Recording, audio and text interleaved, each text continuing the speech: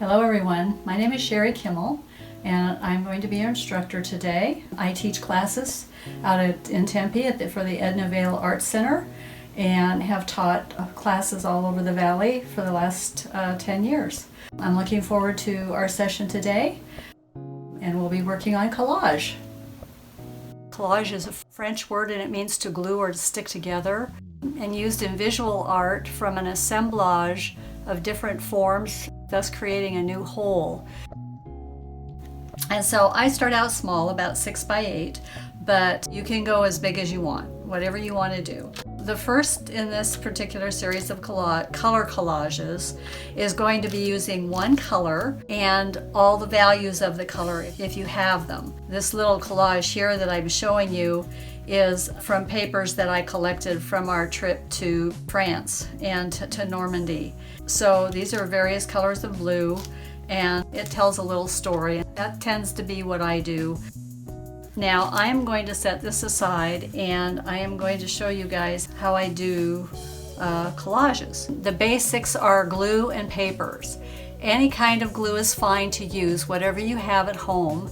Papers to use can include newspapers, old book pages, maps, sheet music, magazines, old letters, cards, gift wrapped. Support for your collage. You want something sturdy that's not going to fall apart with the glue, so cardboard is probably the best thing for a home project. I think you can see here I've got a whole bunch of papers here for this little 6 by 6, but I like to play and work things out.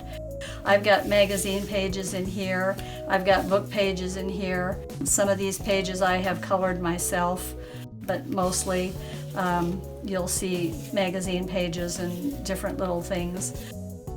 This can be random, you guys. It doesn't have to be uniform. So even though this is a non-representational piece,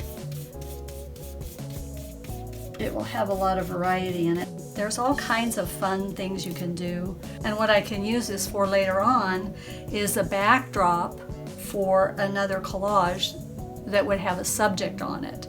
So I could just let this alone, and when I find something that I like that I want to incorporate with that as the background, I can do that. And that's one of the things I really like about collage. It's fun. Okay everybody, I've finished the collage.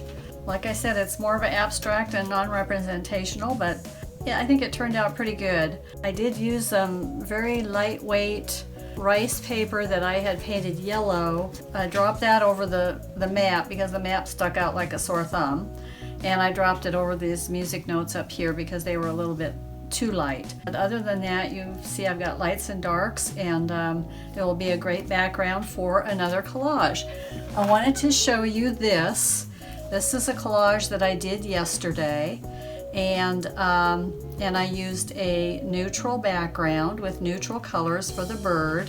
Usually things look a lot differently once the glue is dried and you've got everything pressed under a book. You've left it there overnight, and when you come up in the morning it'll be ready to go. One of the things that I recommend is that you make sure that the glue on the top is dry before you put it under the book. If it's a little bit damp, take a piece of wax paper and put the wax paper over the top of the piece and then press it under the book. And the wax paper will not stick, and you'll protect your piece a little bit better. So that's what I suggest. Now, once this is dried and once I've had it pressed under a book overnight, I will take it and then I will cut around the edges because I've got paper sticking out around the edges. So I hope you enjoyed this session. I look forward to maybe another one in the future. Thank you.